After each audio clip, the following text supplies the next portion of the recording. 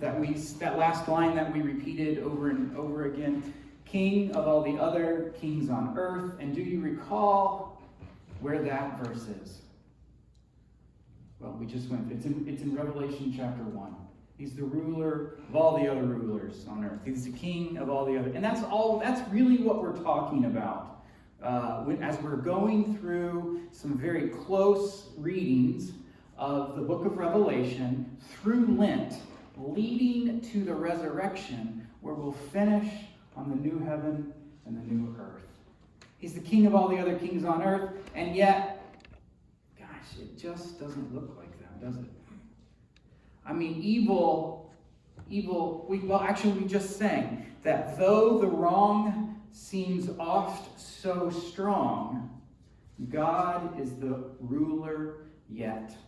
That's the communication that the book of Revelation, that John's dream, that maybe the fifth, we funnel in a funny way, we say the fifth gospel, book of Revelation, because it has red letters in it, right? It has Jesus' words in it. In this crazy, weird dream, the message is that though the wrong seems oft so strong, God is the ruler yet. Would you open your Bible to chapter 12? Chapter 12 of Revelation.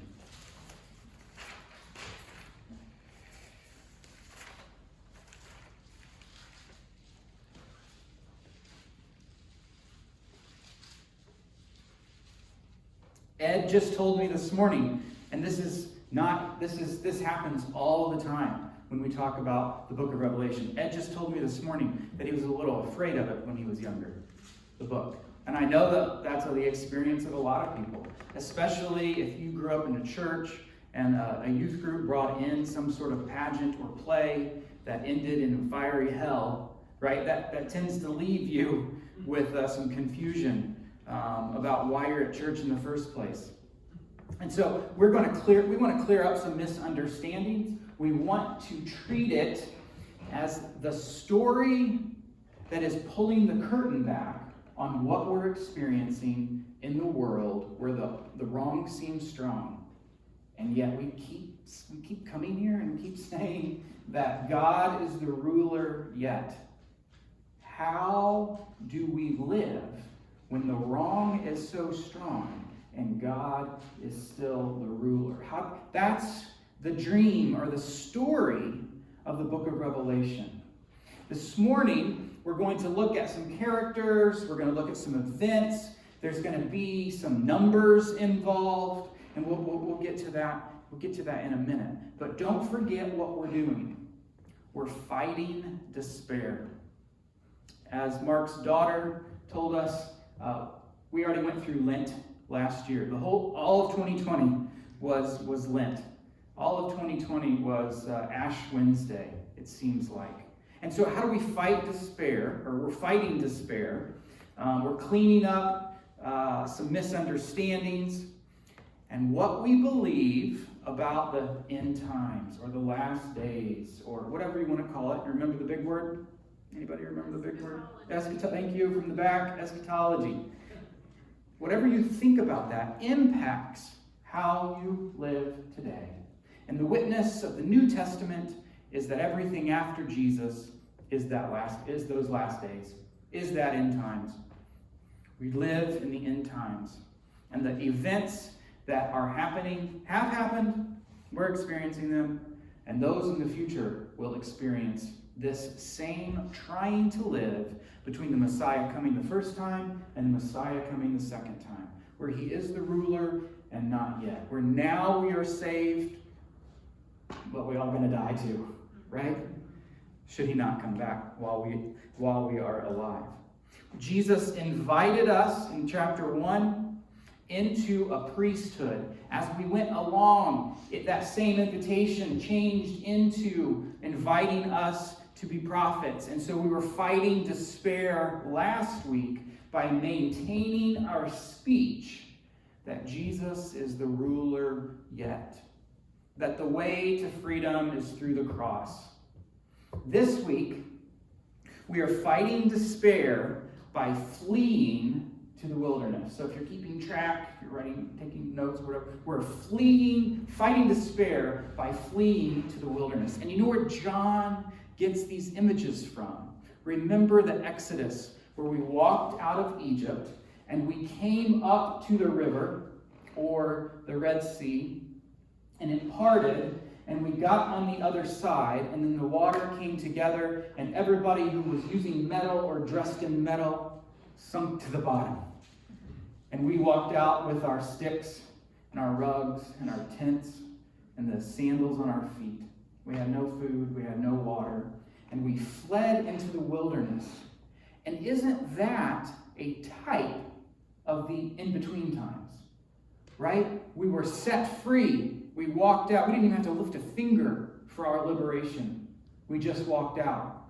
And yet we're not in the promised land. And so where do we live in the in-between times, in the now and not yet? Well, we live in the wilderness.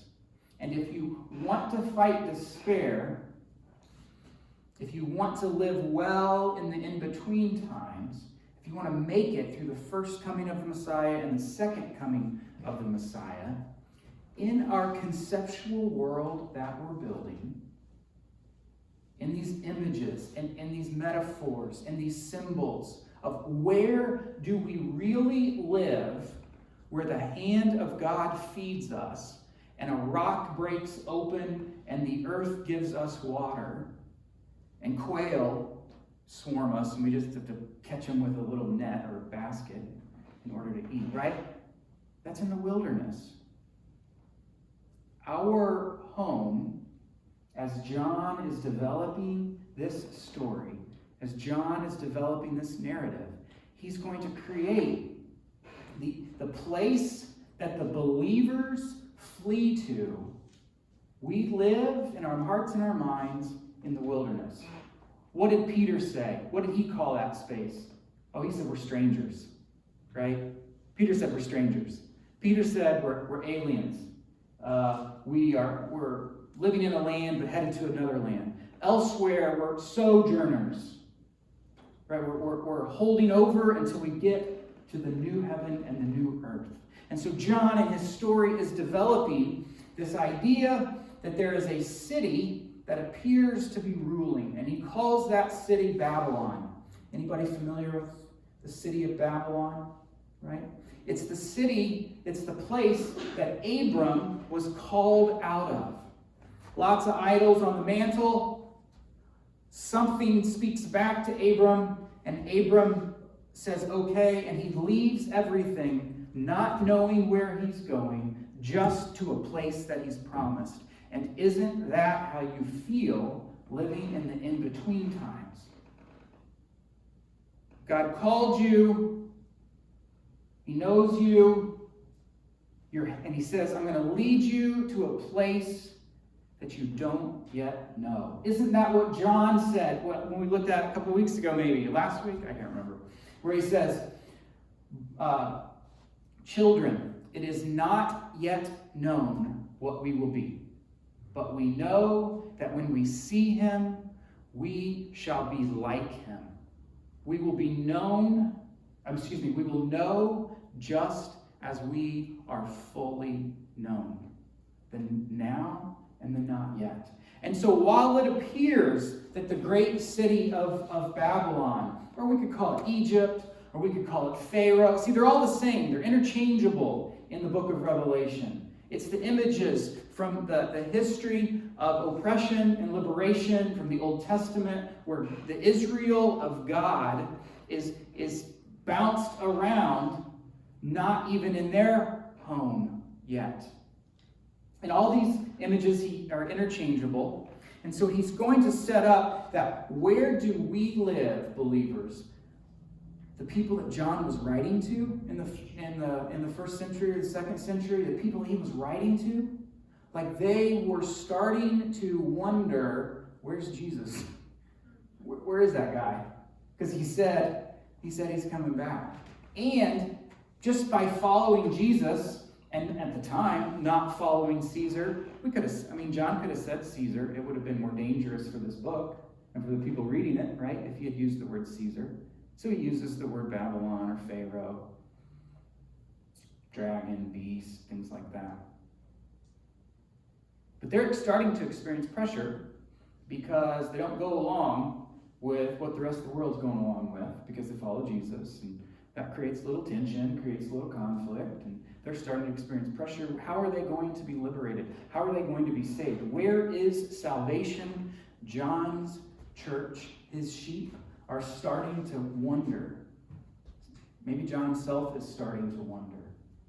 And he says, children, we flee to the wilderness where we are protected. And so I want to invite you, we have to use our imaginations, we have to use story, we have to use concepts. I want to invite you to live in the wilderness. Now it's not like, we all live in the world. Jesus said something similar to this that John is getting at. He said, be in the world, but not of the world. Right? That's all we're talking about. But we're talking about it in terms of like dragons and fire and moon and stars and sun and beasts and the land and the sea. Right? We're talking about it in these fantastical terms of what it really looks like behind the curtain. All right. So, chapter 12.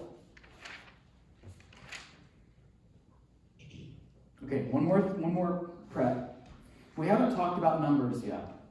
Now, if you go to a used bookstore and go into the spirituality section, you're going to see all of these old books about 666 and the Mark of the Beast, and sometimes the country from the north is listed as some country that we know of or whatever. You know what I'm talking about. You've seen these books before, or late night television. But we need to talk about the symbolism of the numbers. Okay, these numbers aren't tricky. It's not a secret. The Bible might contain mysteries, but it sure doesn't contain any secrets. That's the whole point. It was all done out in the open. The Bible is not secret. It might talk about mysterious things. How Jesus is man and God at the same time. How you're going to die but come back to life. Those are mysterious things. But there's no secrets. There's no secrets that you have to attain. So don't treat the book of Revelation like you're going to enter into some new level or something. What was created on the sixth day? Remember? Yeah, that's right. Me and you. Humankind was created on the sixth day. And so in the book of Revelation, the number 6 just represents humanity. The best of what humanity can do and the worst of what humanity can do. In fact, isn't that that's pretty much all we got, is the best and the worst that we can do. 6 almost is 7, right? 7 was completion, perfection, everything was mature, complete, and whole, and God rested, or there was shalom, right? Rest, there was peace on the 7th. So 7 is this idea of shalom, of perfection. It's the number of God's rest, which he's inviting us into. 7 is whole and complete. And doesn't it feel like that? We got a lot going for us, right? We're 6 out of 7, but it seems like that next one to go from 6 to 7, is impossible, right? Doesn't the book of Ecclesiastes show us that? We looked at earlier in the winter. And I can see 7, I can see 6, and I'm real close to it. Man, I can't get there. Isn't that like living in the in-between times? And so 6, the mark of the beast is just 666, is like repeated 3 times. It's a counterfeit or an imposter. If the Lord is holy, holy, holy, perfect, perfect, perfect, complete, complete, complete. 666 is just the best that we can do, human, human, human. Right? And we try to build, instead of this new Jerusalem that the Lord is inviting us into, this new heaven and new earth, we try to build the best that we can do. And the best that we can do is Babylon. And it is great and terrifying at the very same time. That's all that is. When we get into like 3.5 or 42 months or 1,260 days, those are all the middle. That's half of 7. It's the in-between times. It's in between. He uses them all the same. A time, a times, and a time and a half. John is just saying, we're living in the in-between times. This is what's going on. 10, 1,000, 10,000, all of those numbers like that just mean the perfect number. It's an old Hebrew, Arab, Palestinian way of saying just the perfect number. Everything's right. Everything's there. All that should be is there. And then we get into 12s and multiples of 12s. And this talk is to the Israel of God, the people of God. 12s and 144,000 and just everyone's there who should be there. In other words, when Jesus says it, he says that no one can get out of my hand. Right? When John says it, he says 144,000. Everyone's there who should be there. You can't slip out. I got you. I got you. You're going to make it through this in-between time. You're going to make it through this greatness and this evil. I will get you to the end. Jesus says, my hand. John uses multiples of 12s because it's a dream, a whacked out dream. This is the conceptual world that he's inviting us into. Make sense? Numbers? Get it? Okay. Oh, yes, I forgot. The 666 either goes on your hand or your forehead. It's an imposter, right? It's a counterfeit, because in the Old Testament, we took little boxes and we wrote the law, maybe the 10 Commandments or the Shema on them. We rolled them up real tiny and we put them in those boxes and we hung them on our foreheads, or we hung them on our hand, or we hung them on our doorposts to remind us of the Lord and the Lord's way. And so in John's vision, the imposter, holy, holy, holy, or the incomplete, incomplete, incomplete, or the human, human, human goes in the same place that the law or the Torah would go, or the Shema would go. It's an imposter, it's a fake, it's a counterfeit. Okay, so finally now, let's read a little bit closely into the text. Chapter 12, verse 1. A great and wondrous sign appeared in heaven. A woman clothed with the sun, with the moon under her feet, and a crown of 12 stars on her head. She was pregnant and cried out in pain as she was about to give birth. Then another sign appeared in heaven, an enormous red dragon with 7 heads and 10 horns and 7 crowns on his head. His tail swept 1/3 of the stars out of the sky and flung them to the earth. The dragon stood in front of the woman who was about to give birth, so that he might devour her child the moment it was born. She gave birth to a son, a male child, who will rule all the nations with an iron scepter. And her child was snatched up to God and to his throne. The woman fled into the desert to a place prepared for her by God, where she might be taken care of for 1,260 days. Pause right there. Will you flip to the next image, Brian?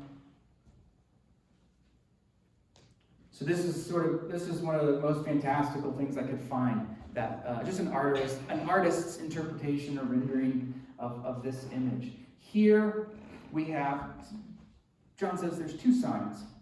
There's 2 signs. And so we see that there's going to be some opposition, some tension, some conflict. He says the great sign is the woman. Just another sign is the dragon. Now, we might be tempted to see, well, wait a minute. We have a pregnant woman, and we have a dragon with all these heads and crowns and teeth and a tail that seems to be able to disrupt and upset the cosmos. I think I would focus, like, which one is getting my attention more? Which one seems to be the threat? Which one seems to motivate me the most to do something, which would probably run away, right? Well, the dragon. But John says, no. The great sign that you can look for is this woman. And just the regular old sign, just the normal old sign, just a second-class sign is the dragon. That seems threatening, but focus on the woman. And this woman is pregnant, and she is, her crown or her image is light. I mean, she's just emanating light with the sun and the moon, and the cosmos decorates her. And this counterfeit image, where it looks so strong with horns and heads and crowns and all kinds of worldly power and all kinds of earthly rule and all kinds of kings and all kinds of kingdoms, sets up to want to take this child and devour it. But look, the threat is real. And you and I are going to get trampled on sometimes. But look closely. That image with all that power, with all those teeth, with all that rule, all those kings, all those kingdoms, all those titans, all those empires, all that Babylon tries to devour. But there's this unspoken, this unnamed third person who snatches up. The dragon tries to destroy the cosmos, but there's a limit to it. He's only limited to a third. Right? The reign of evil is limited. God has capped it. And so where do we survive? Where do we fight the despair of this past year? Or the despair in general of not yet living in the new heaven and the new earth? It's to flee to the wilderness. And so this woman clothed with light, and she was pregnant. And what images, go ahead, tell me, what images do you start to think about with a woman clothed in light, about ready to give birth? Yeah. Mary. You start to think about Mary, sure. Yeah. What else?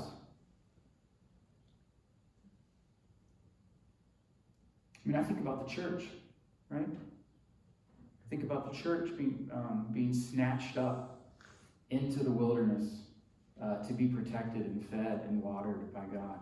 I think about the child, and what image do you think of? Jesus, yeah.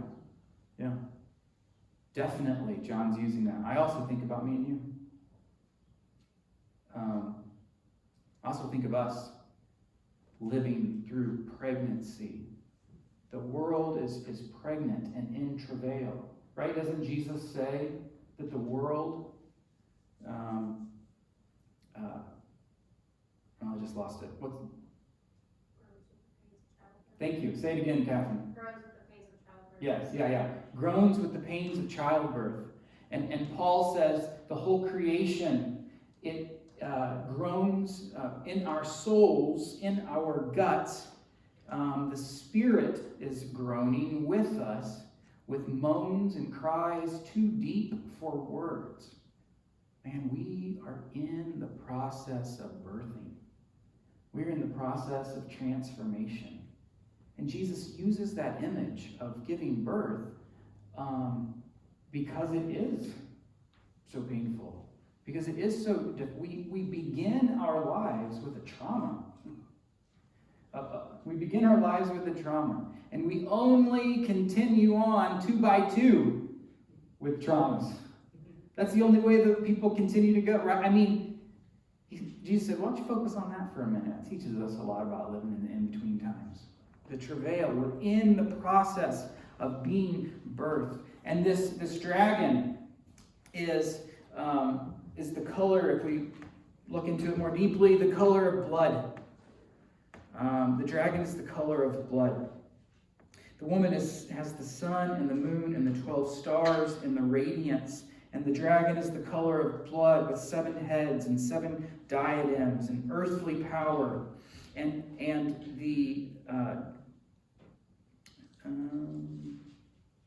her child was snatched up to God and to his throne. And verse 6, the woman fled into the desert to a place prepared for her by God, where she might be taken care of for that 3.5.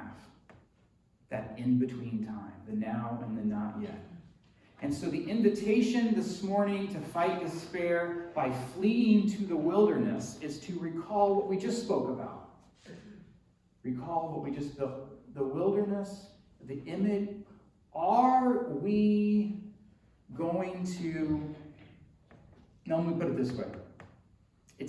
The wilderness, it isn't the mainstream of society. The wilderness is the margins of society. The wilderness is the barren areas. The wilderness is where it doesn't look like we rule the world yet. Whereas the places of power, would you go to the next slide? The places of power, the places that are the mainstream, the places in the court, appears to rule the world.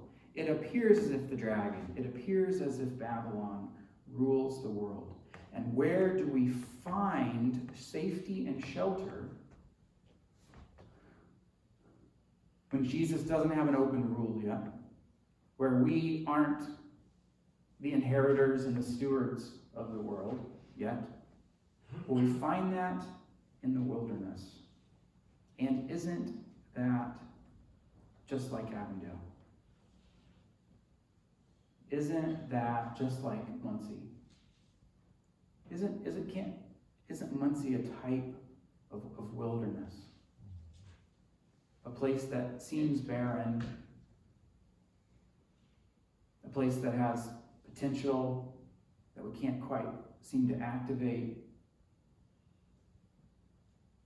I feel like that our town in our area, as the world has changed, haven't we slipped into the margins? And couldn't John, if he were writing today, say, in your mind and in your heart, Jesus said, you need to be in the world, but not of the world, right?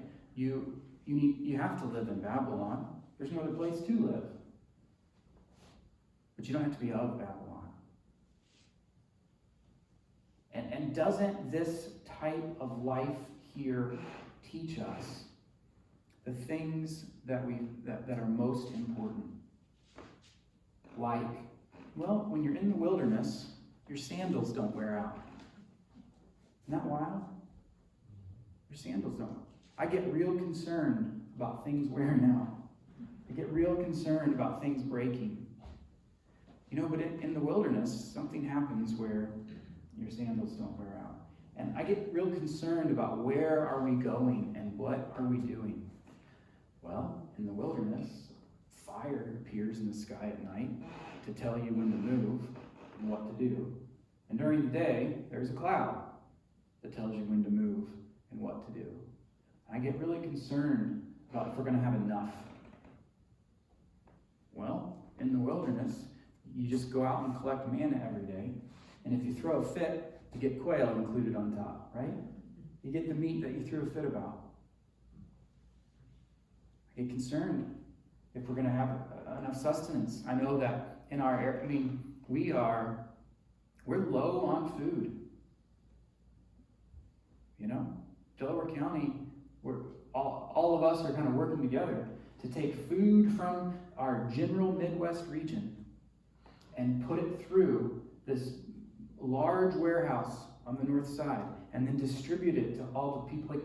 That is happening. We're actively doing that every day because the market doesn't support enough food here. I mean, that's a type of wilderness, and yet the rock, sometimes you speak to it, sometimes you make a mistake, and you beat on it, but it gives water. And the earth, even though it is part of the cosmos that's broken, still supplies what we need. And that is a place that you can take rest. There aren't claws and teeth and contracts cut in steel in the wilderness. There's family, there's people, there's relationships, there's learning, there's growing, there's just living in the wilderness. And that is a place that we can take shelter. The wilderness is the counter society to which you and I belong to, the counter society of Babylon that appears to rule the world with impunity right now. Let's skip to verse 13. When the dragon saw that he had been hurled to the earth, he pursued the woman who had given birth to the male child.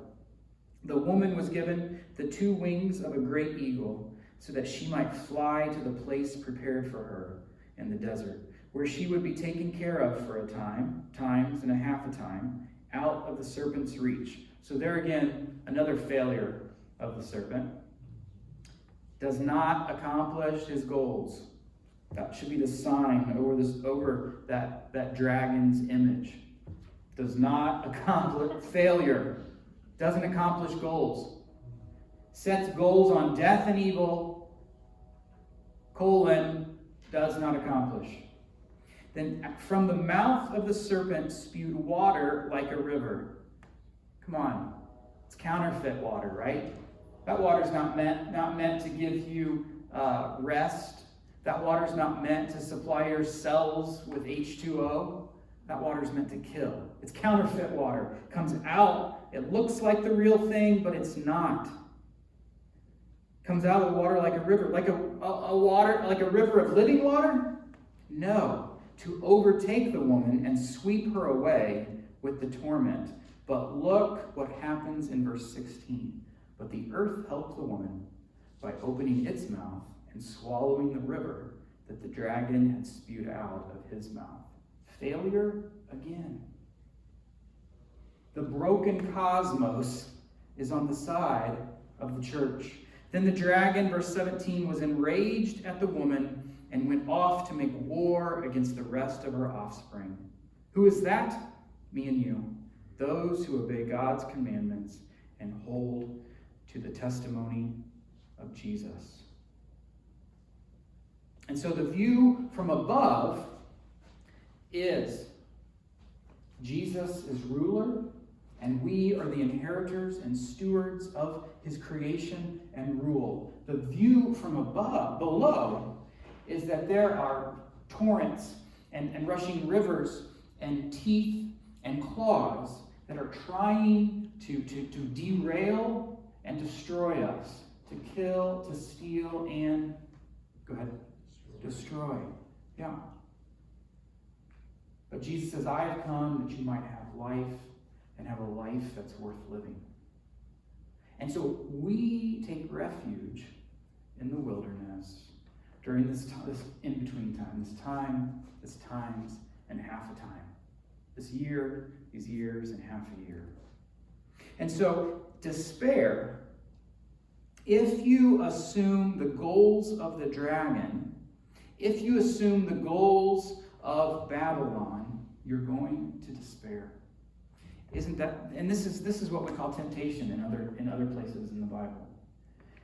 This is what we call trying to usurp God's rule. This is what we call in other places disobedience. Like if you're going to be disobedient, you're going to have despair. Like that's just what it leads to. And sometimes it's a good corrective because it causes you to come back. That's all right sometimes.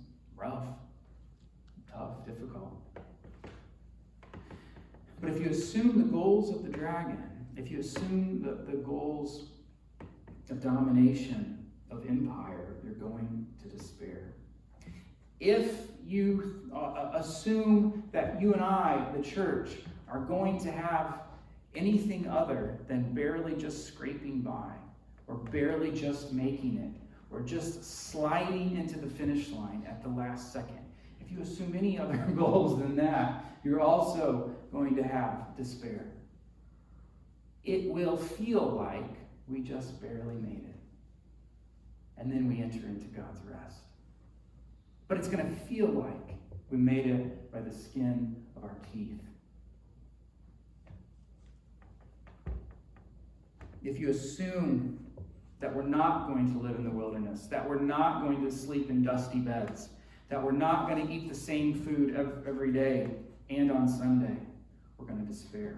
However, if you assume the roles of a mother who cares,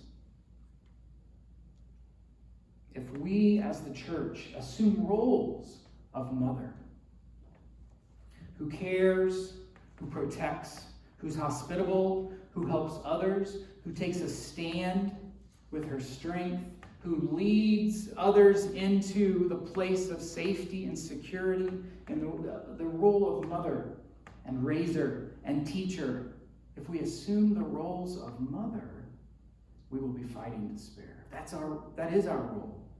Like the imagery of being the church, the mother, is what John is inviting us into. And if we assume the role of child, and where have you heard that before? Jesus. Yeah, that's right. John's best friend, Jesus. John's best friend, Jesus, says, well, if you want the kingdom, you got to be like a child. Which means the relationships are not transactional. It means you come without pretense. We assume the role of mother, and if we assume the role of child, who eats what is given to us, who goes where we're dragged along to, if we come as someone who is vulnerable, like a pregnant woman is to war, and if we come as a child who is thankful for the juice box, this is how our brother John says, you will make it to the end. Like a mother, like a child, living in the wilderness. You take us home?